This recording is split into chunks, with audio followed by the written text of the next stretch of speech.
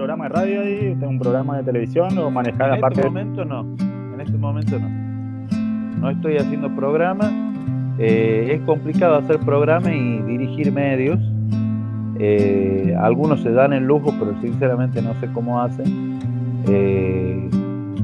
Yo he tenido, cuando estuve ahora en Radio Nacional hasta diciembre, miento, hasta febrero, porque recién en febrero me reemplazaron.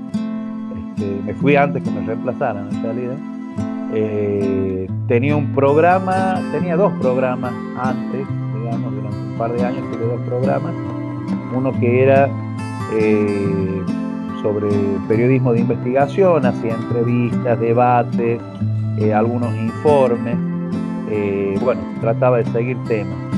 Y por el otro lado, tenía un programa que es el que más me gusta, que se llama Cátedra y Tribuna, que es un programa de periodismo, de comunicación desde el punto de vista académico. Viene a ser como una especie de clase en vivo.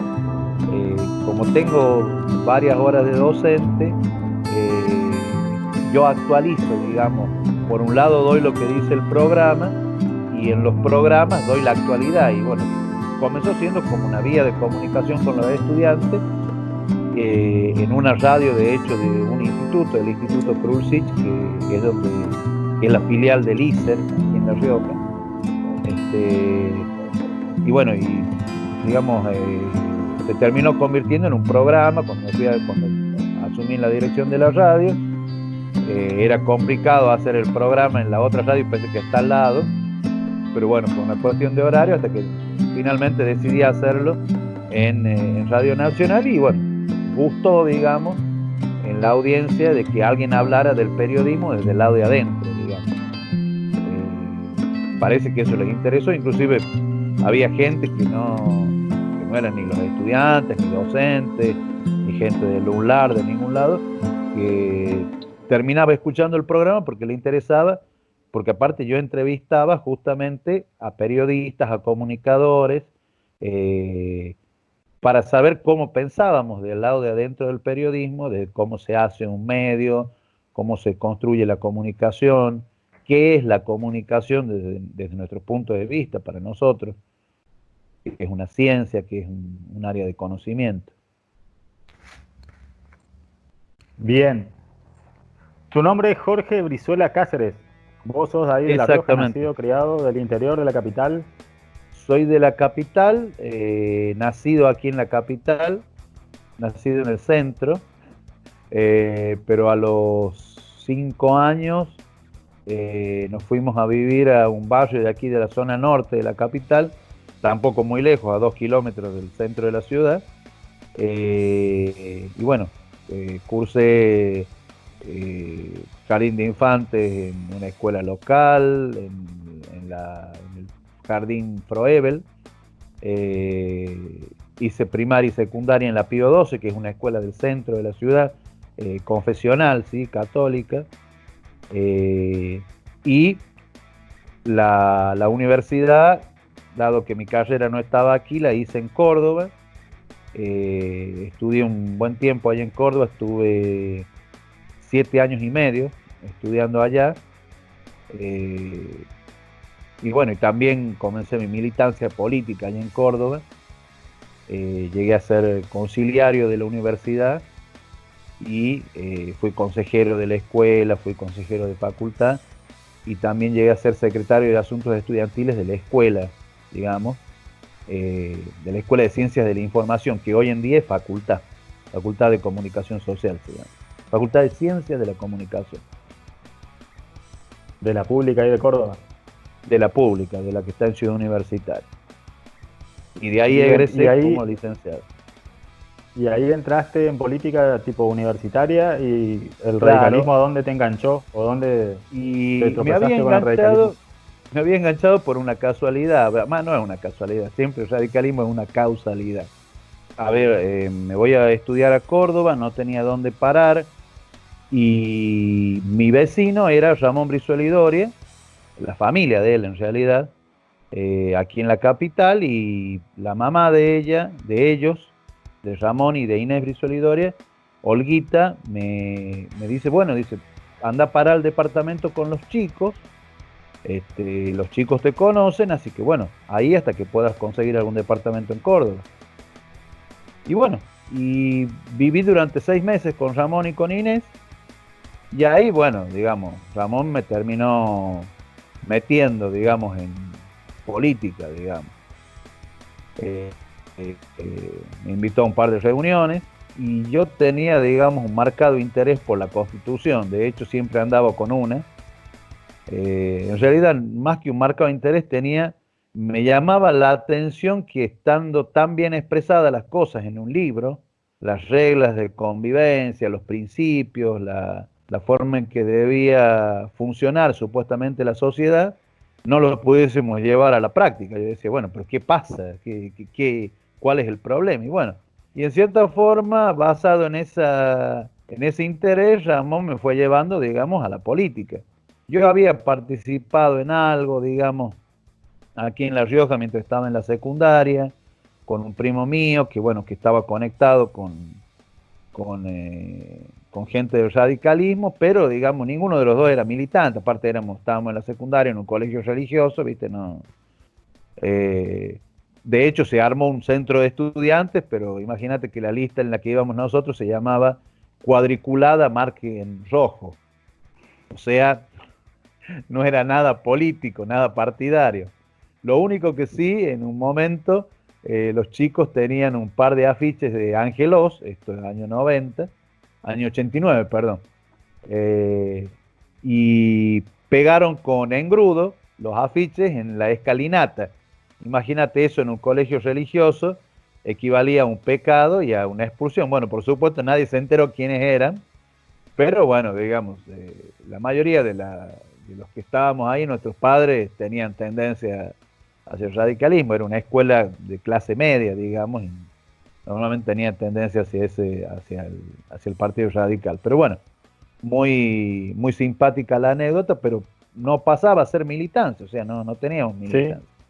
Y allá en Córdoba sí me engancho, digamos, sobre todo preguntándome, quería saber qué era el radicalismo y bueno, y me acuerdo que me leí La profesión de fe doctrinaria, leí El dogma socialista de Esteban Echeverría, que me llamó mucho la atención, pero en realidad me terminó aburriendo, y compré en uno de esos negocios de libros usados, compré las 20 verdades, un libro que tenía entre otros textos las 20 verdades justicialistas. Me aterrorizaron las 20 verdades justicialistas, no sé por qué. Y el más cortito, que era La profesión de fe doctrinaria, bueno, fue el que más me llamó la atención. Capaz que porque era como una especie de horóscopo, ¿viste? O sea, viste que los horóscopos le vienen bien a cualquiera. Bueno, el texto de La profesión de fe doctrinaria, ¿quién se puede oponer a eso? Capaz que cuando ahondas mucho en los principios, como el dogma socialista, terminas encontrando más resistencias que adhesiones. Pero bueno, eso fue, digamos, lo que me atrajo la forma de ser del partido y también, bueno, que la historia de mi familia venía en cierta forma ligada también con el radicalismo. Aunque yo no le había dado importancia, más vale, un adolescente, yo estaba más preocupado por no sé, por lo que pasaba en el rock nacional, por lo que veía en los medios en esa época, no sé, La Nata, Tinelli. Tinelli nunca me gustaba mucho, pero bueno, pero era lo que se veía en los medios. Pergolini, que me parecía alguien, digamos, como para imitar, ¿no? Y estaba estudiando comunicación, quería tener un par de referentes. Y Badía, digamos, en el Día del Locutor rindo homenaje. Y bueno, y me interesaba más eso, me interesaba Greenpeace, digamos, más que la política, pero bueno, termino encontrando que todo eso hacía la política, o sea que al final de cuentas todo eso es política. Sí, la política como que lo atraviesa todo. Y ya después volviste a La Rioja y empezaste ¿en qué año más o menos eso ya era después de la era Menem? Yo comienzo a militar en Córdoba, milito en La Franja, tengo un desarrollo, digamos, militante allá, puedo aprender muchas cosas, aprendo bueno, en ese momento todavía era gobierno el radicalismo allá, así que aprendo, digamos, con gente que gobernaba, los intendentes, los diputados provinciales, la misma franja en la universidad, haber sido parte del gobierno de la universidad y ser parte de la Universidad de la Reforma me enseñó mucho de cómo debería funcionar el radicalismo. Ojo, no siempre funciona.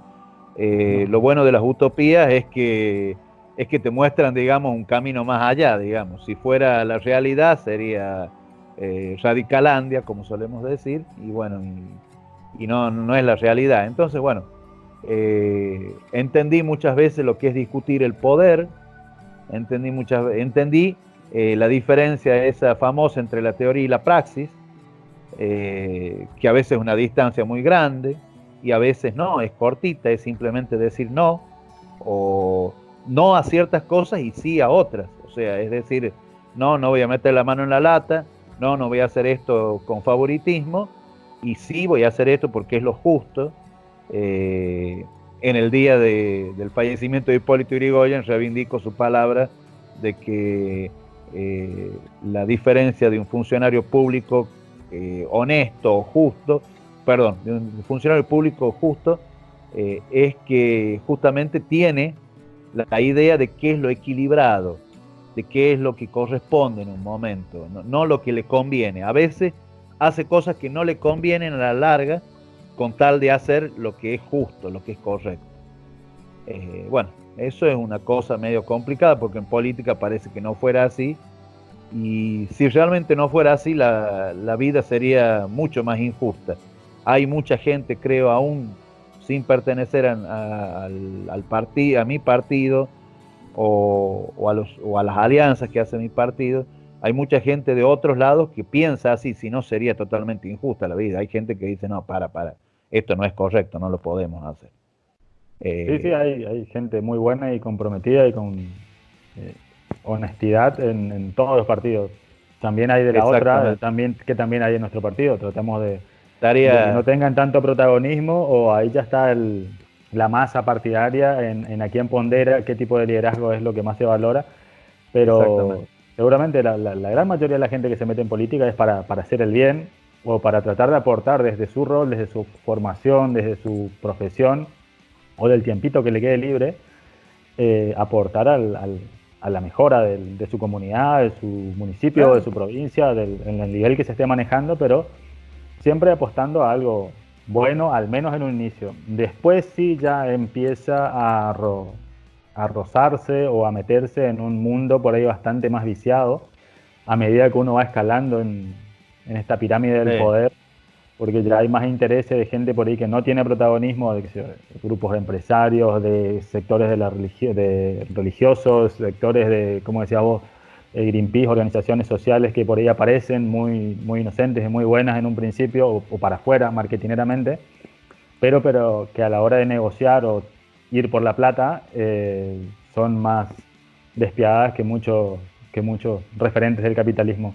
Y con todo eso se tiene que enfrentar, o con todo eso tiene que sentarse a negociar cualquiera que empiece a tener pretensiones políticas, ni siquiera te digo nacionales, a nivel provincial también. Lo que pasó, yo estuve estudiando en La Rioja hace varios años, con lo que pasó con el Famatina, que uno dice, un pueblito metido allá en el medio de la montaña, la mayoría del país no sabe ni dónde queda, ni cuántos viven, ni qué es lo que hay, si hay hielo, si hay piedras, si hay árboles, qué tipo de montaña hay oro, no sé qué. Y bueno, pero se armó toda una movida bastante importante a nivel nacional para defender el recurso natural ahí de los riojanos en ese momento, y que incluso yo me cruzaba con muchos otros riojanos y que estaban fuera del sistema, fuera de esa lucha por el Famatina, de gente que vivía ahí en la capital.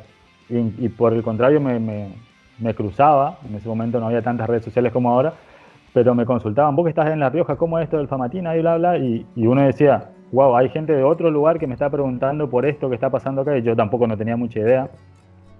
Pero a lo que voy es que la complejidad por ahí de la política, la complejidad de los intereses, se pone de manifiesto con temas o con situaciones puntuales, como la del Famatina, y así con diferentes momentos políticos donde cada uno de los actores, no sé cuáles eran los referentes del radicalismo en ese momento ni qué postura tuvieron, pero en la provincia era como que aparentemente era pro minería, o le empezaron a dar varias concesiones a las empresas que venían de fuera, y un pequeño sector de la sociedad empezó a alborotarse.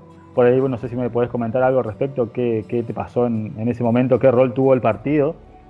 Y como para enganchar ahí, el hecho de que el referente político tiene que estar interiorizado de esos temas, tiene que conocer de cómo es la dinámica esta de la plata, cómo es el flujo de poder, quiénes son esos referentes que se le van a sentar al frente a la hora de negociar, a la hora de pedirle algo, una concesión, ya sea para trabajar en una montaña, para explotar la montaña, o para explotar un río, para poner una represa, para hacer lo que sea.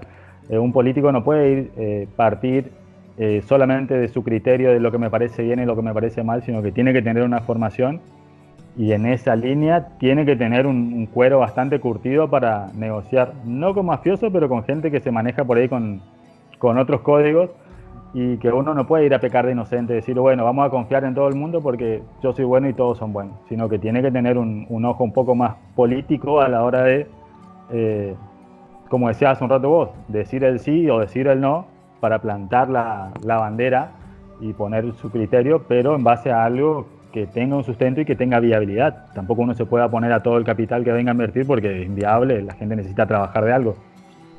Exactamente. Mira, hay muchas cosas.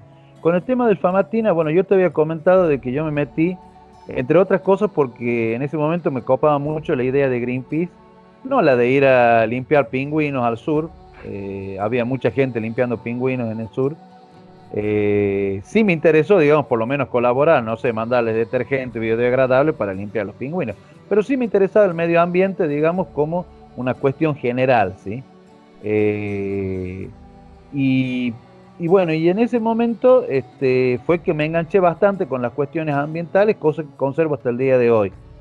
Y ahí conocí mucha gente en Córdoba, y entre esos conocí una compañera de estudios cuya hermana fue una de las líderes del movimiento del Famatina no se toca, ¿no? Estaba emparentada, digamos, con el radicalismo también. Su padre era un dirigente gremial de Córdoba que se termina, en la época de la dictadura, se termina yendo a vivir a Famatina como para salvaguardar su familia. Y ella tuvo una formación, digamos, política más bien casera, pero sí muy metida con el ambiente, con la comunidad, con lo que estaba pasando ahí.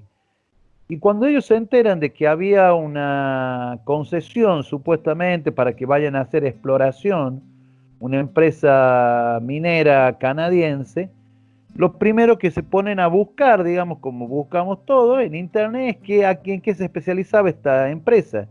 Y esta empresa, Barrick, se especializaba en hacer minería a gran escala, minería intensiva y extensiva, que se conoce como megaminería. Lo que en términos más sencillos es hacer volar los cerros. En lugar de ponerse a cavar los cerros, hacen volar los cerros, y el resultado de esa voladura lo tamizan hasta que salen las pepitas de oro bastante chiquititas, lo meten en tanques donde para hacerlo flotar utilizan sustancias, entre otras mercurio, cianuro y determinadas sustancias que hacen que el oro, digamos, flote o se pegue a esa sustancia, y así rescatan las pepitas. Digamos, un método mucho más, parece, rápido, que andar como andaban los de la fiebre del oro en el oeste, ¿viste? Con el cernidor ese tratando de encontrar, claro, tratando de encontrar las pepitas, o meterse con un pico a una mina, a hacer socavón, digamos. Bueno, más sencillo para ellos, el problema es lo que dejan. No te dejan el cerro, no te dejan la fauna, porque la fauna se va, por supuesto desaparece la flora, y se consumen el agua, y encima la contaminan. Y cuando estas chicas leyeron eso, dijeron, tan loco. El tema es que yo había tenido, justamente por esta amiga, la hermana, digamos, de esta chica, Sufich, de apellido, había tenido la posibilidad de conocer un poco más, y había llegado inclusive a saber de ciertas cosas que se contaban en Famatina, como que iba gente escucha esto, con trajes de astronauta, o parecidos a trajes de astronauta, y en unas bolsas plateadas metía muestras de metal. Lo que yo me imaginé es que podían estar trabajando sobre minería uranífera, por lo que yo conocía justamente a través de Greenpeace, de esta formación, digamos, ambientalista, y puse en alerta en ese momento a la gente de Greenpeace de Córdoba, que me dijeron, no están trabajando, estoy hablando de año 2000, 5 por ahí era eso. No, 2001. Ah, antes. 2001, mucho antes. No, dice, no están trabajando sobre eso, no están haciendo uranífera ahí en La Rioja. En La Rioja lo que quieren hacer es megaminería. Cuando estas chicas ponen en alerta a la provincia a través de las redes sociales, de internet, de las radios, algunas radios que permitieron que hablaran, ponen en alerta de que iban a hacer megaminería, por supuesto a todos se nos paran las antenitas. Esto fue año 2005 más o menos. Y comienzan a generar un movimiento, y bueno, y creo que los ambientalistas de La Rioja, que veníamos preocupados por el tema de los de la capital, digo, ¿no? Veníamos preocupados por el tema del parque industrial, por el tema de la curtiembre de Nonogasta, vimos otra beta donde nos iban a seguir contaminando la provincia, y bueno, y hubo, digamos, como una atracción natural, digamos, a tratar de defender ese lugar, que en realidad es el lugar de donde viene nuestra agua, ¿sí? Gran parte del agua que consumimos en La Rioja viene justamente de esas alturas, de los nevados, y sobre todo en la zona más productiva de la provincia, que es la cuenca, digamos, del Valle del Famatina, justamente. Bueno, y nos metimos a defender, a concientizar. Justo se produce en el año 2007 un cambio de gobierno, ahí medio Pedro Herrera, que era el vicegobernador, lo voltea a Eduardo Massa, que era el gobernador, supuestamente basándose en este movimiento, porque Massa que había sido el autor de la ley de inversiones mineras a nivel nacional, que es la que permite de que todas estas empresas monstruosas se quieran llevar el oro, pagando solamente el 3% de lo que sacan en Boca de Mina. Supuestamente él era el responsable de que hayan venido estas empresas. La cosa es que cuando llega al gobierno Pedro Herrera, que era el vicegobernador, fue peor él que lo que había sido Massa, ¿sí? Y encima lo había volteado a través de la legislatura, le había hecho un juicio político supuestamente, y lo derroca, digamos. Y bueno, y ahí, digamos, el protagonismo del radicalismo venía por el lado de estas chicas, que una de ellas era militante del partido, la familia, el padre, estaban aliados, digamos, siempre habían trabajado con el partido, y bueno, y muchos militantes nuestros encuentran ahí la necesidad de que el pueblo sea, digamos, de que el pueblo necesitaba representación, y el intendente, que era justicialista, Bordagaray, no encontraba a nadie que lo apoye, excepto un diputado nacional riojano que estaba, que era el único que estaba, digamos, alejado del poder, que era Julio Martínez. Y bueno, y Julio se le comienza a acercar a Bordagaray, comienzan a hablar, encuentran muchas coincidencias, y bueno, y así terminan, digamos, apoyándose, digamos, en distintas alianzas, digamos, espacios. Se lleva este tema a nivel nacional y bueno, se logra frenar a la Barrick, a Osisko, a todas estas empresas canadienses que en Canadá no matan un pajarito, pero que en el resto del mundo se dedican a hacer volar ríos, cerros, islas y lo que venga con tal de sacar oro, ¿no? Encima oro en su mayoría para atesorar, no para darle ninguna función de utilidad social, ¿no? Oro solamente para la angurria, digamos, de ellos, y por supuesto para manejar capital. Bueno, eso, digamos, ahí el radicalismo tuvo un protagonismo muy importante. Aquí se forma Fuerza Cívica Riojana y por primera vez en mucho tiempo vemos cerca la posibilidad de gobernar. De ahí, de Fuerza Cívica Riojana, que tuvo, digamos, una serie de avances que, bueno, que logran retener la intendencia de Famatina y que, bueno, se convierte en una especie de símbolo. Hasta la actualidad pasó bastante, pasó Cambiemos, ¿sí? los 4 años de gobierno de Mauricio Macri, con muchos avances para La Rioja, muchas cosas buenas, pero sin embargo creíamos que la gente no las veía, y se arma, digamos, Juntos por La Rioja para, digamos, para tratar de sostener a Macri en el gobierno nacional y para tener la posibilidad aquí en La Rioja de lograr, digamos, obtener al menos algunas intendencias, si es que no la gobernación de la provincia. En el medio también había pasado otro acontecimiento muy importante, que fue el derrocamiento, digamos, de Tello Roldán en la universidad, ¿sí? Oh, sí, me acuerdo. Yo ya no estaba, pero fue un Exactamente. evento, una movilización importante. 2013 fue. Y bueno, y eso, digamos, sí, imagínate, 2007 se produce este movimiento, digamos, por el tema del Famatina, 2013 se produce el tema del derrocamiento de Tello Roldán, que al final de cuentas termina agarrando un grupo de ex-tellistas, la universidad, y bueno, la universidad que prometía ser la universidad democrática termina siendo más de lo mismo, pero bueno, por lo menos se demostró de que no eran tan difíciles de voltear, de que con la voluntad Sí, popular y con las herramientas democráticas se podía cambiar. Y eso creo que fue lo que preparó el terreno para que en 2019 cambiara el signo político en la capital, ¿sí? Y por supuesto, con la posibilidad de que si las cosas se hacen bien y se acompaña la circunstancia, digamos, provincial y nacional, bueno, podemos seguir avanzando hacia otros municipios o incluso hacia la provincia, pero se fueron dando muchos hechos que, a ver, en política hay que entender de que tratás con gente y la gente tiene intereses y necesidades. No se mueve por ideales, se mueve por intereses y necesidades. Esto que voy a decir es algo absolutamente positivista, digamos, si querés, o maquiavélico, si lo ves de otro punto de vista. La gente se mueve por intereses y necesidades, y al moverse por intereses y necesidades tiene, ¿sí?, que ver en los políticos a quien represente esos intereses y esas necesidades.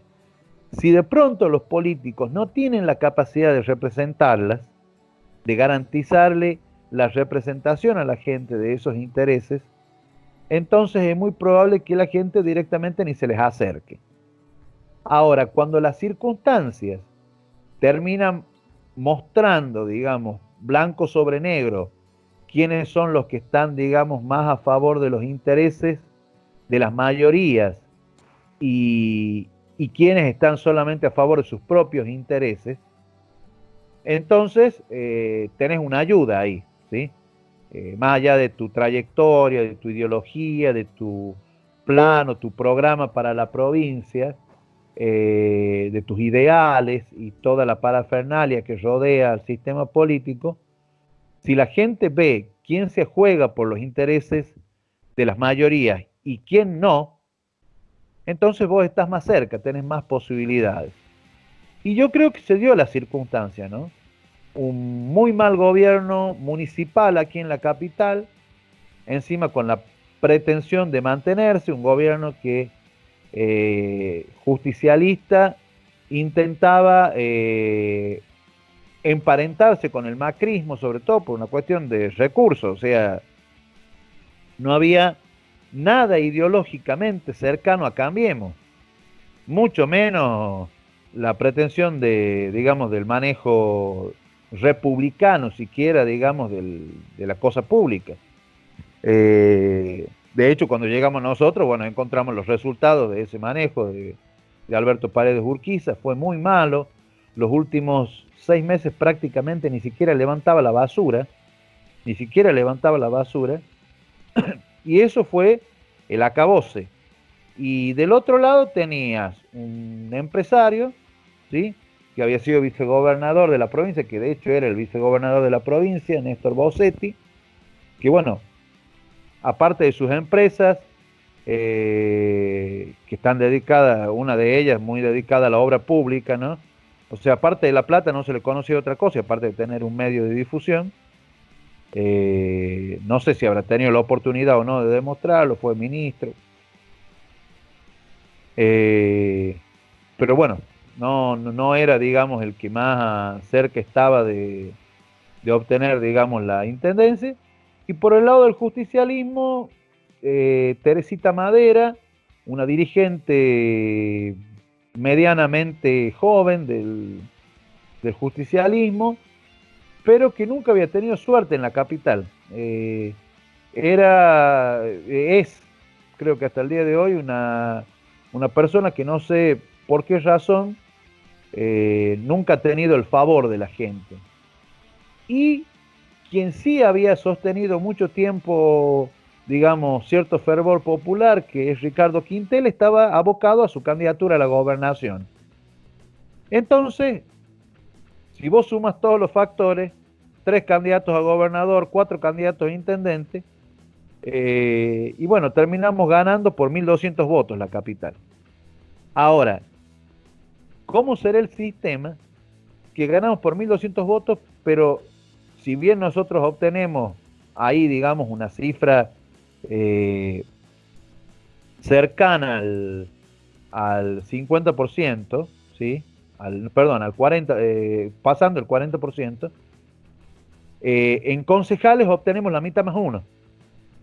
De los 15 concejales obtenemos 8. O sea, imagínate cómo se manejan ahí. Yo digo que hubo un corte de boleta terrible, y eso nos terminó favoreciendo mucho a nosotros. O sea, si no llegaba a ganar la intendencia Inés Brizuela y Doria, con Guillermo Galván, que es el viceintendente, el que ganara se le iba a hacer muy difícil gobernar porque iba a tener todo el Consejo Deliberante en contra. Y bueno, terminó ganando Inés como intendenta, y bueno, y asumió y armó un gobierno lo más amplio posible, porque si de algo somos conscientes es que aquí no hemos llegado solos y que tampoco nos vamos a mantener solos. Y aquí entro tal vez a una cosa más profunda. Yo alguna vez se lo pude preguntar a Alfonsín, ¿sí? Me respondió negativamente él, pero yo le pregunté a Raúl Alfonsín si no era hora de dejar de pensar ya en radicalismo y peronismo como opciones políticas en la Argentina, y me dijo, no, el radicalismo y el peronismo van a seguir existiendo. Y yo como político pienso de que los partidos como instituciones son circunstanciales. Y como nos enseñó el mismo Alfonsín, lo que se sostienen son las ideas. Las instituciones y las personas pasan, no son eternas. Entonces, digamos, yo siempre he pensado de que en una de esas el problema es que nos negamos a ver eso que habíamos hablado en algún momento nosotros, que hay gente buena en todas partes. Y en una de esas tenés la oportunidad de sumarla a toda la gente buena, o por lo menos a la gente que tiene cierta idea, para un lado, sin necesidad que se identifique detrás de una bandería, o tal vez manteniendo su bandería política, sumarse a un proyecto. Yo digo, en este momento donde la humanidad está en riesgo, siempre está en riesgo, pero bueno, en este momento parece que es más evidente el riesgo. En una de esas aquí nos demos cuenta que el problema no es un problema ideológico, es un problema moral. Que el problema profundo de la humanidad es un problema moral. Lo que decía Alfonsín cuando asumió la presidencia. No es que falten recursos, es que sobra inmoralidad. Lo que falta es decencia, es decir, che, no, a ver, si esta plata viene para los comedores, o si hemos determinado de que hay que darle de comer con esta plata a los chicos que van a la escuela para que al estar bien alimentados puedan aprender mejor, ¿por qué voy a usar esta plata para construir algo que me sirve a mí o que le sirve a un cierto sector? ¿Por qué no voy a conseguir los fideos a más bajo costo y no al costo más alto que un fideo de una marca premium? Algo, digamos, que se lo podemos decir al ministro Arroyo, ¿no? Sí. Que compró cajas, que prácticamente compró cajas de Navidad de alguna marca premium al precio, o sea, tenía que comprar fideos, los compro al precio más alto que cualquier supermercado, ¿no? Pero ahí, bueno, Normal, buen negociado, un en, buen en, en negociante. esa- en esas cositas es donde te das cuenta cómo funciona la política. O sea, a mí me traen 3 presupuestos, ponele, yo hoy en día estoy a cargo de una radio, un canal y una página web. Eh, yo estoy buscando hace rato un buen presupuesto de un hosting para la página web. Y no me decido y no encuentro, y no lo voy a hacer hasta que no encuentre un presupuesto que sea correcto. Porque yo tengo hosting de páginas web, tengo páginas web, y no voy a pagar para el municipio un precio más caro de lo que pago yo. ¿Por qué yo voy a pagar para el municipio más caro? O sea, si yo voy a comprar un micrófono y el micrófono a mí me sale 2.500 pesos, ¿por qué cuando lo compra el municipio tiene que salir 7.000? Al contrario, como yo no voy a comprar uno, sino con la plata del municipio puedo ir a comprar 10, me tiene que salir 1.500, 2.000 pesos. Me tiene que salir más barato, no más caro. Y desde ahí, desde esas pequeñas cositas, es donde probas cómo funciona la política. O sea, si yo con menos plata puedo hacer más, si yo puedo ser más transparente con cosas sencillas como comprar micrófonos, comprar unos cables, comprar unas memorias para el canal, si ando buscando cómo bajar los costos, porque hay otros que los multiplican a los costos. Porque si una camioneta la voy a comprar yo y me sale 1.000.000 de pesos, la va a comprar el Estado y le sale 1.500.000? ¿Quién explica eso?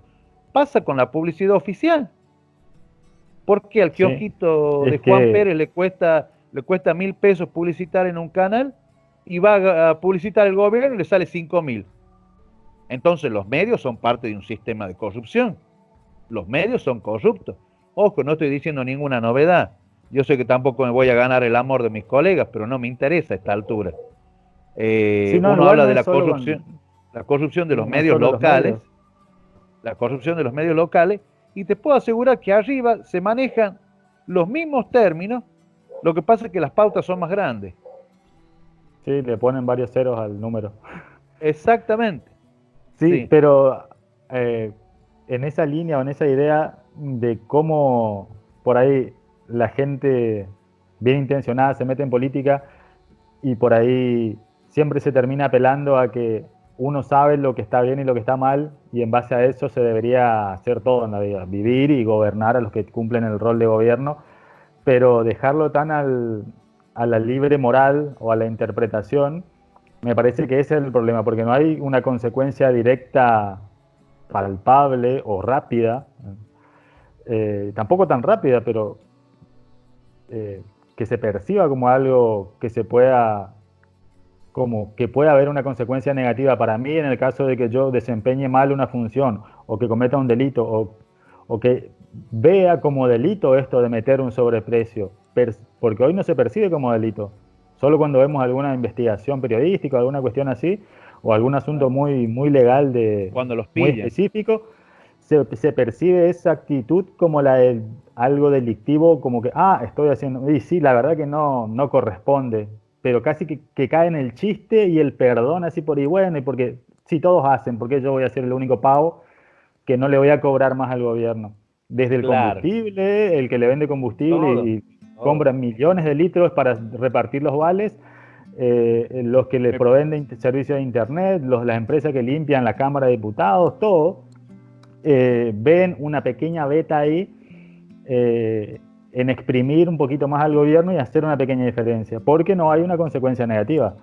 Pero me parece que eso es lo que nos está faltando tanto en las provincias como Misiones, La Rioja y muchas otras seguramente, y también a nivel nacional, el hecho de que no haya una independencia de la justicia o una libre interpretación de la justicia, un libre accionar de la justicia respecto de los gobiernos de turno. Como que la justicia, más que nada provincial, pasa acá en Misión y me parece que también pasa lo mismo ahí en La Rioja, está muy condicionada por lo que pasa en la Casa de Gobierno y en la Cámara de Diputados, ¿se llama ahí? Cámara de Representantes. Sí, la legislatura. Y como que siempre están con un ojo mirando a ver si me mira, si no me mira, si será que se va a enojar con esta medida, y como pidiendo permiso para trabajar. Y me parece que de ese vamos ya no pierde sentido casi que exista, está como simbólicamente nomás la representación de la justicia como un órgano independiente. Vos lo marcabas como una función hace un rato. Que no hay una división de poderes. En La Rioja no hay, la Constitución es bastante particular. Yo digo que la han manipulado al punto que el gobierno que pueda reemplazar a esto que es el pejotismo aquí en La Rioja, porque en realidad ni siquiera es el peronismo, es pejotismo directamente, se escudaron detrás de un partido para hacer lo que querían. En La Rioja pasa de que nosotros tenemos una constitución que no tiene división de poderes, tiene división de funciones, lo cual es una tergiversación del espíritu constitucional. ¿Sí? Aquí en La Rioja, primero, no hay república porque no hay división de poderes. Todos los poderes, aún económicamente, dependen del Ejecutivo, la casa del medio. ¿Sí? En la legislatura, te comentaba, nosotros tenemos 36 diputados. Imagínate, la capital reúne a prácticamente el 60-65% de la población de la provincia.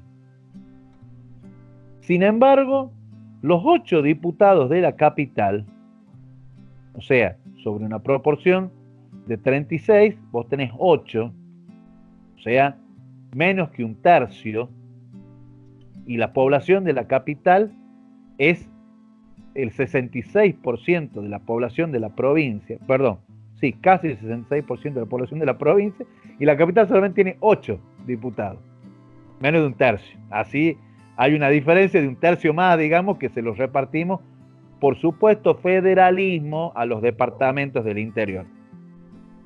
Mentira, no es federalismo. Es que es más barato comprar en pueblitos, comprar la voluntad de la gente, en pueblos de 5.000, 10.000, 15.000 habitantes, que comprarlo en una ciudad donde son 180.000 los habitantes. Y esto sale más caro comprar a la gente aquí. ¿Sí? Es así de sencillo, la tergiversación aquí de los valores republicanos, del sistema democrático y del federalismo, que por supuesto no existe. Aquí tenemos una ley de coparticipación municipal donde la nación le aporta con el 95% de los recursos a la provincia, y la provincia de esa coparticipación solamente el 15% le entrega a los municipios. O sea, esto es un unicato, así, liso y llano. El poder feudal en su máxima expresión. Se van a sentir, digamos, un poco mal algunas colectividades, pero es la aplicación de los principios del pensamiento otomano a nuestra provincia. ¿Sí? No es casual, digamos, ¿sí? De algún lado siempre viene. Y es en el NOA, y creo que en parte del NEA también es así, digamos. Mucha presencia de cierta forma de hacer política, que es una forma feudal de hacer política. Definitivamente es antirrepublicana, antidemocrática y contraria al federalismo de todas maneras. Capitales grandes, departamentos chiquitos y pobres, capitales no ricas, pero por lo menos con mucha población. Una población rica, una población pobre, en su gran mayoría, porque es más fácil de comprar que una población rica. Si el tipo o si la señora gana más plata trabajando bien, digamos, con todas las garantías laborales, que saliendo a pedir o teniendo un puesto público, y por supuesto que no se queda en el puesto público, ni se queda con lo que le da el diputado o el senador o el gobernador o el intendente. Va a trabajar y vive bien, porque todo lo que queremos es vivir mejor. Ahora, el dominio aquí es justamente por eso, por empobrecer a la gente. Al empobrecerla es más fácil de comprarla. Es así de sencillo. No hay muchas vueltas, no estamos hablando de algo que sea muy diferente a lo más básico. Por eso digo que en política por ahí hay muchos que se pierden en los principios, en las teorías, y no se dan cuenta de que funcionan cosas mucho más básicas, funcionan cosas mucho más elementales. La víscera más sensible, decía el general, ¿no? Que es el bolsillo, y que cuando el bolsillo anda lleno y la gente no se fija si este es radical, es peronista, dice, a ver, este me representa mejor, sí, bueno, lo voto a ese. En cambio, cuando el bolsillo es flaco y tus ingresos dependen del favor de un puesto público o de un plan o de un contrato o de un carguito, y entonces vos mirás para todos lados, como decías vos recién, hasta el juez mira para todos lados y dice, che, no me irán a echar si fallo en contra del poder. Sí, y a veces ese fallo es una multa de tránsito, ¿entendés? Porque el hijo del diputado pasó en rojo y la cajoneo o caen todos los periodistas y me exponen y tengo que armar un chamullo y los periodistas un vericueto legal, o salgo a exponer al pobre chico inocente y me juego el trabajo, como quien dice. O los periodistas tampoco van a salir, porque los periodistas aquí en La Rioja andan detrás de los 5 mangos que le da el gobierno. Y de esa pauta inflada que hablábamos. Claro, los pocos que están formados, yo soy profesor de periodismo en el instituto aquí que te contaba, en la filial del ISER de La Rioja, y muchos de mis alumnos andan detrás de los 5.000 pesos que les dan los viernes en casa de gobierno. Y por esos 5.000 pesos se callan a la boca y no dicen nada y no le van a hacer una nota al opositor y solamente siguen la agenda del gobierno.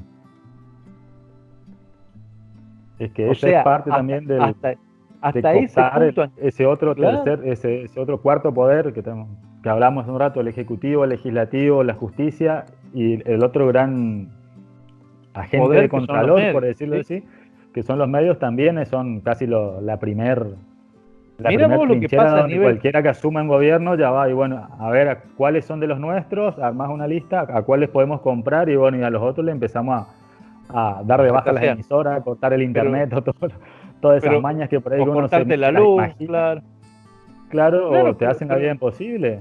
Pero fíjate lo que pasa.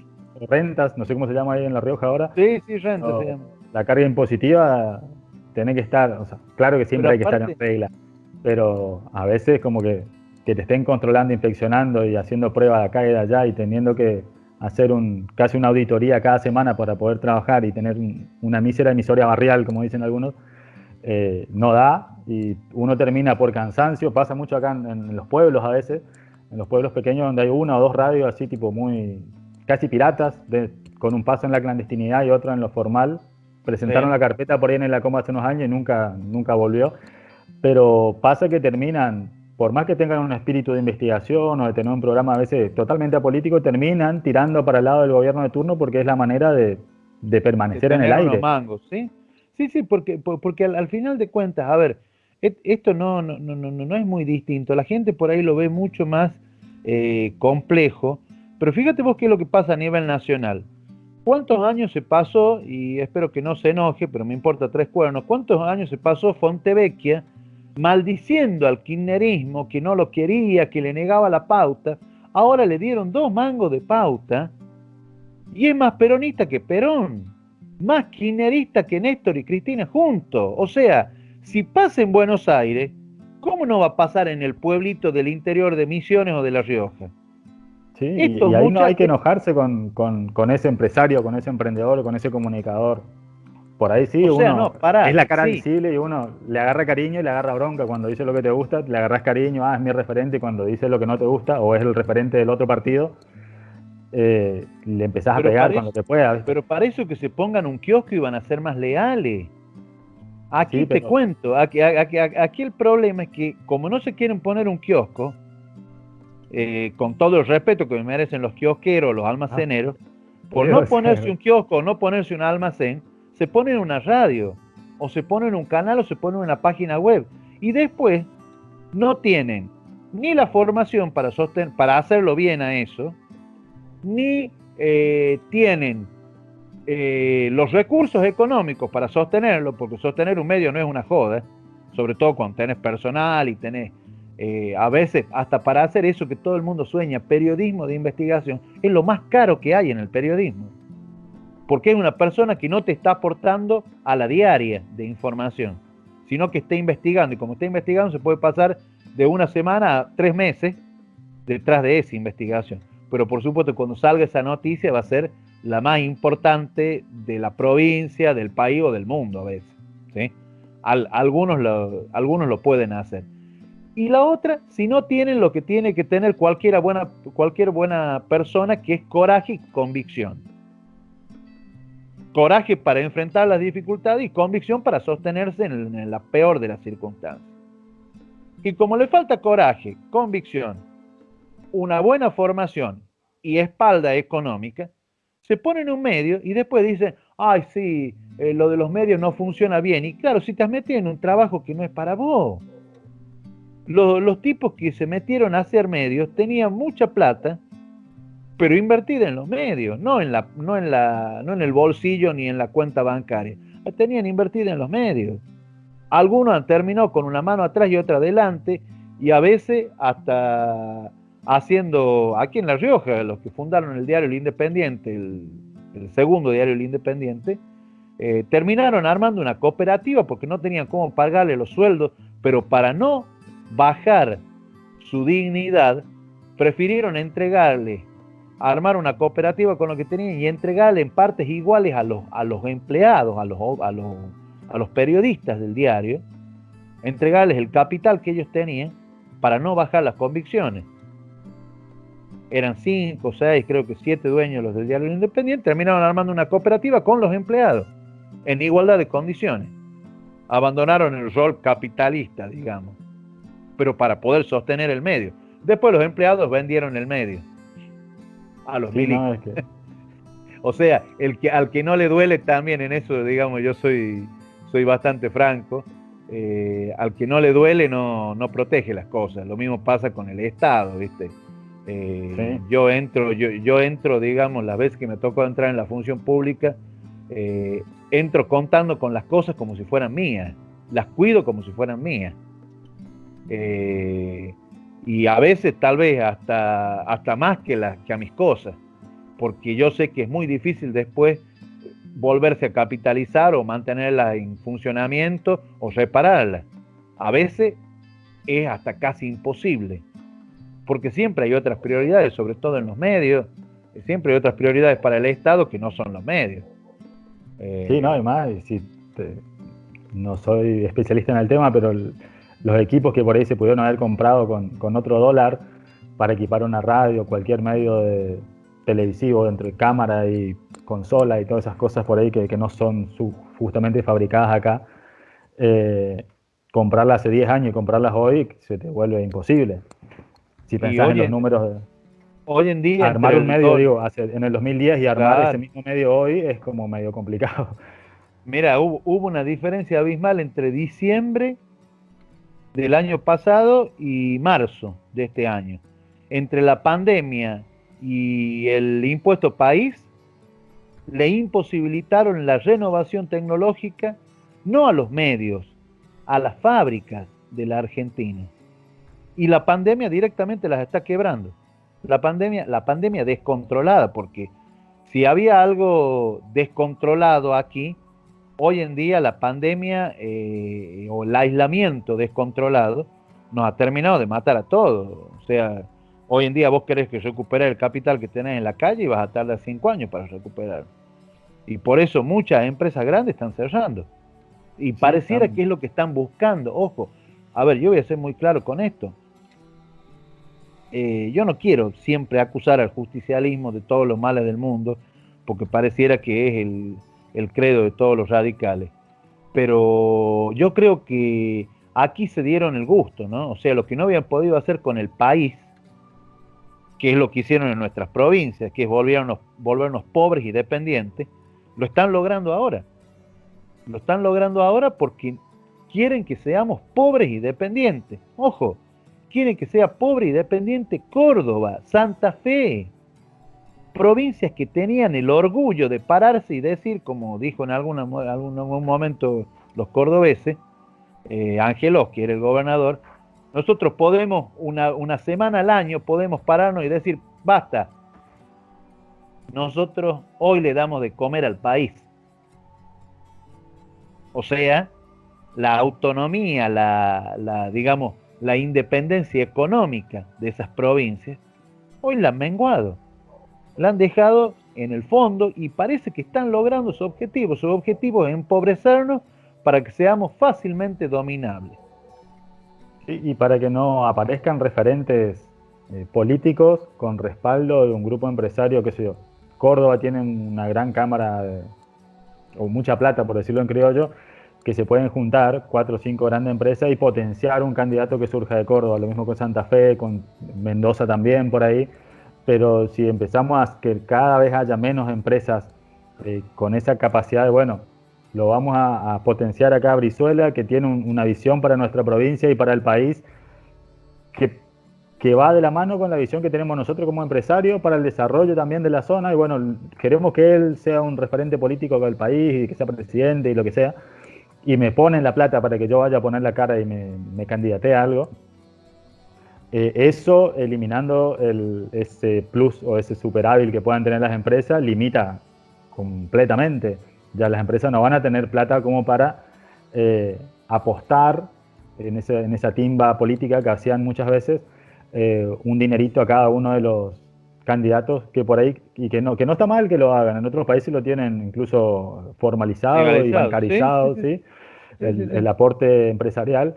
Pero limitando eso, vamos para no meter la palabra socialismo, pero para un Estado donde el Estado sea mucho más presente que el empresario.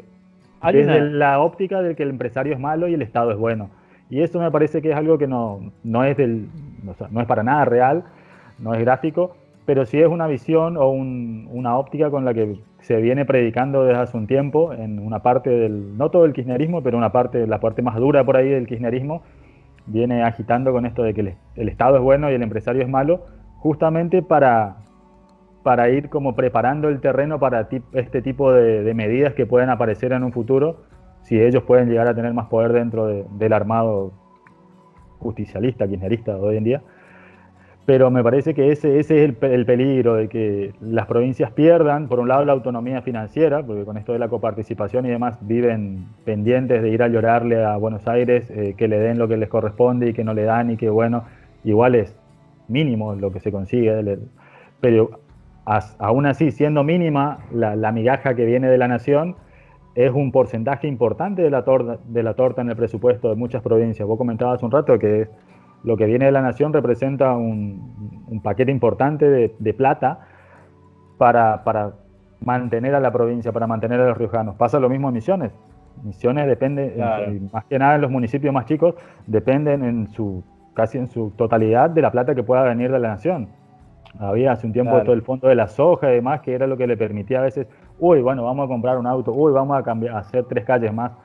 Y porque con la plata que generaban, no había empresas en los municipios, o sea, empresas que dejen mucho capital, mucha actividad económica, no se terminan cobrando muchas tasas municipales y demás que generen un flujo de dinero que permita reinvertir en otra cosa dentro del municipio, y no le queda otra a esos municipios que depender de la buena onda del gobierno de turno en la provincia, y al gobierno de la provincia ver qué onda tiene con el gobierno de la nación. Y bueno, es toda una cadena de llorarle para el de arriba, de chuparle las medias para conseguir la plata. Y me parece que para ese lado vamos como país si le sacamos fuerza a las empresas, porque todo recae en el Estado.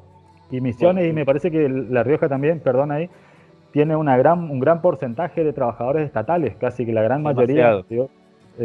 Entre maestros, policía, gente que trabaja en la Cámara de Diputados, gente que trabaja en los medios de la provincia. Vos calculale que en La Rioja prácticamente 60.000 riojanos trabajan directamente en el Estado. Para una provincia de 380.000 habitantes, 60.000 es demasiado. Pero aparte vos sacás otra cuenta. Este es el Estado, ojo, cuando en la época de la Guerra Fría se hablaba, o en la Segunda Guerra Mundial se hablaba del totalitarismo. Este es el Estado totalitario, el Estado total. El Estado es todo, ¿sí? Y es grave, exactamente, es grave. Casi un dios. Nosotros que venimos ideológicamente del liberalismo, ojo que el liberalismo no es mala palabra, hay algunos tontos que lo han convertido en mala palabra. En realidad el Estado democrático es un Estado liberal, ¿sí? Porque cree en la libertad como principio esencial, como creían nuestros próceres, ¿sí? Cosa que a muchos de estos muchachos les suena mal. La palabra libertad les suena mal, así de clarito. La palabra libertad les suena mal. Ni hablar de la palabra ética. La palabra ética directamente no la registra, ¿no? Pero bueno, el Estado totalitario siempre es un Estado malo, porque todo lo que es todo lo que es demasiado de un solo lado es malo. Vos has visto que hasta para alimentarte vos tenés que tener colesterol malo y colesterol bueno, ¿viste? Bueno, tiene que haber un equilibrio, sí. Si vos tenés demasiado del colesterol malo, estás enfermo, y si tenés poco del colesterol bueno, también estás enfermo. Y esto siendo totalmente funcionalista, siendo absolutamente funcionalista, pensando de esa manera, digamos, de que hay que equilibrar. Y cuando hay demasiado de un partido de un lado, y siempre va a haber problemas, así los de ese partido en sus principios, en sus ideas, sean lo más bonito del mundo, nada más bonito que los principios del comunismo en cuanto a solidaridad, a que el poder esté en manos de la gente, no funcionó en ningún lado. En los lugares donde estuvo hizo macana. Y ahí terminó, está justamente el problema. En la gente. Eso es lo que ¿Por qué es un Estado totalitario? Porque la gente, ¿cómo funciona? A ver, ¿qué pasa en un matrimonio? En un matrimonio funciona cuando hay equilibrio entre las dos partes de la pareja. No cuando uno está encima del otro y lo somete. Si hay sometimiento, entonces uno va a ser el dueño de todo y cuando se mande macana se la va a mandar a la macana con todo. En cambio, si los dos son equilibrados entre ellos, ¿sí? Ni hablar si le dan cierta participación a los hijos y responsabilidades, por lo menos hay uno que puede advertir y decir, che, me parece que nos estamos por mandar una macana. No compremos este mes todo el mercado en carne. Compremos algo de verdura también, ¿sí? Sí, o vamos a pagar la luz. Claro, paguemos la electricidad. Bueno, si no hay un equilibrio en todo, en cualquier área de la vida, siempre terminas cometiendo errores. Y yo no creo en aquello que te dice, no, bueno, pero nos sometamos a la voluntad de las personas buenas. No, mentira. Primero, porque personas buenas no existen. Pregúntale a Dios, que todavía la está buscando. Y segundo, la única garantía que hay entre seres humanos es guardar un cierto equilibrio entre los que piensan diferente, en los que representan diferentes cosas. Al final de cuentas, la democracia, la república, el federalismo no es más que eso, sistemas de equilibrios, ¿sí? No demasiado para una provincia o para ciertas ciudades, más equilibrado para todos. La concentración poblacional que tienen las ciudades nunca es signo de que están bien gobernadas, al contrario, quiere decir que las otras ciudades gobiernan tan mal que la gente prefiere venirse a esta. Y vos fijate, ciudades enormes como Ciudad de México te demuestran que una ciudad grande no necesariamente es una ciudad que funcione bien. Y no solamente Ciudad de México, Nueva York, sí, con sus cinturones de pobreza, terrible. ¿Por qué? Porque cuando más gente hay, más difícil es atenderla. Y no hay presupuesto que alcance. En cambio, cuando ponerse de acuerdo, sí, en prioridades. Aparte, todos quieren ser determinada cosa y vos tenés que equilibrar eso. Pero yo creo que a la larga digo, en unos meses más nos vamos a dar cuenta de que realmente nos metieron en un embrollo grande y no saben cómo solucionarlo. Ya creo que se está dando cuenta gran parte de la gente. No te digo que el gobierno anterior, el gobierno del Cambiemos, haya sido una belleza, pero por lo menos tenía un par de orientaciones más a futuro y aceptaba la disidencia, algo que este gobierno no la acepta. Este gobierno definitivamente, si hay algo que no acepta es la disidencia.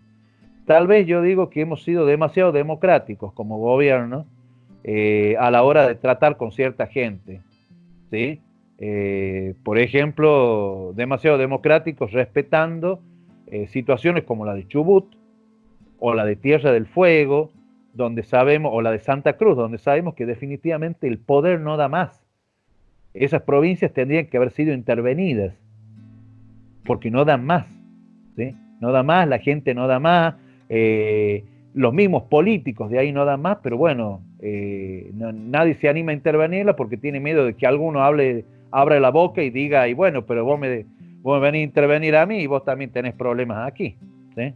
O tenés problemas allá. Bueno, este sistema de silencios cómplices que es tan propio de las mafias y no de los estados, yo creo que es lo que nos está convirtiendo, digamos, hoy en día en una serie de problemas.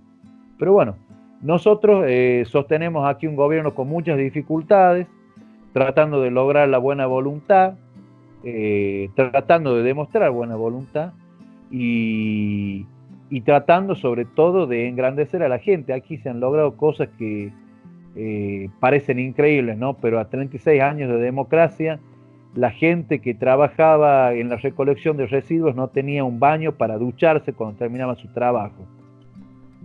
Y lo hicimos, digamos, con una casa prefabricada, con un baño prefabricado en realidad, con las unidades que vienen para eso, digamos, pero bueno, esa gente no tenía uniformes, todos. Imagínatelo, encima que cobraban un plan social de mala muerte, que aquí se llama PEM, ¿sí? Plan de entrenamiento, programa de entrenamiento municipal, un plan social, digamos, pauperizado. O sea, si hay algo pauperizado es un plan social. Bueno, imagínate un plan social más pauperizado, gente que cobraba entre 3.500 y 7.000 pesos por mes, y eran los que salían todos los días a levantar la basura de la ciudad. No tenían uniforme. Primero siguen cobrando eso porque lamentablemente no hay todavía otra solución para que esa gente o pueda pasar a planta o pase a un programa nacional o tenga otro tipo de solución, digamos, laboral. Segundo, no tenían uniforme. Tercero, no tenían un baño. No tienen obra social hasta el día de hoy. Y en eso nos había dejado el peronismo. Sí, además ustedes hoy siguen gobernando con un presupuesto que no lo armaron ustedes, que claro, ya venía del año pasado. Aparte de eso, con un presupuesto que no nos lo pasa a la provincia, porque como te dije, solamente el 15% de la coparticipación se le entregan a los municipios. Si aquí nos entregaran el 40%, a esta hora hubiésemos plazado a planta a toda esa gente, estaría cobrando un sueldo digno, tendría el equipamiento, tendríamos camiones, que por lo pronto lo estamos alquilando, todavía no lo hemos podido comprar. Hemos alquilado 6 camiones de la basura, alquiló 6 camiones de la basura el municipio, cuando vos necesitas aproximadamente 20 para sostener el sistema de recolección de residuos. ¿Por qué? Porque si siempre uno se te rompe, o hay que repararlo, o hay que meterlo a taller para hacer el mantenimiento, aquí nos estamos arreglando con 6 camiones de la basura para una ciudad de 180.000 habitantes, lo cual es una locura. En términos prácticos, es imposible. Pero bueno, seguimos peleando desde todos los espacios, luchando desde todos los espacios para que al menos podamos sostener el gobierno y demostrar de que de este lado, con ese simple hecho de decir yo compro más barato, no meto la mano en la lata y utilizo la plata en lo que es, con esos principios morales que nos enseñaron nuestras abuelas, nuestros viejos, ¿sí? De no quedarse con el vuelto, ¿sí? Que te decía, bueno, traiga el vuelto, mijito, ¿ves? No se lo quede para usted, el vuelto es del que le dio la plata. Bueno, en este caso, la plata nos la da la gente. ¿Por qué me voy a quedar con el vuelto? ¿Por qué voy a hacer que los 5 caramelos que valían 5 pesos terminen valiendo 50? No.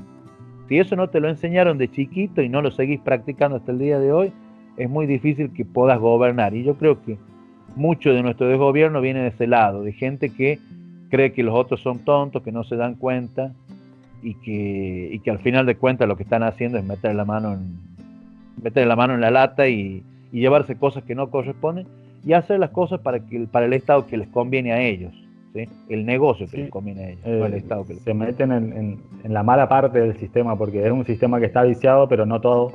O sea, y cada uno de los que intervienen en la política deberíamos de trabajar para resaltar o hacer que cada vez sea un mejor sistema y no un sistema cada vez más viciado donde cada uno se mete por 2, 4 años o lo que aguanta ahí arriba y hacer una diferencia y después desaparecer de la escena política y del mapa y de la comunidad. Y bueno, Uno se acuerda después, fue intendente hace 20 años y sí, robó mucho, pero termina siendo un vecino más porque, bueno, nunca se le hizo ningún juicio, nunca tuvo que pagar por lo que hizo ni demás. Pero bueno, él encontró la manera de... El ascenso social que se habla por lo general, encontró su ascensor, no su escalera, y bueno, ganó mucho más de lo que por ahí habría ganado en otro ámbito, en otro rubro, pero a costa del deterioro de la institución y de los vecinos. Sí.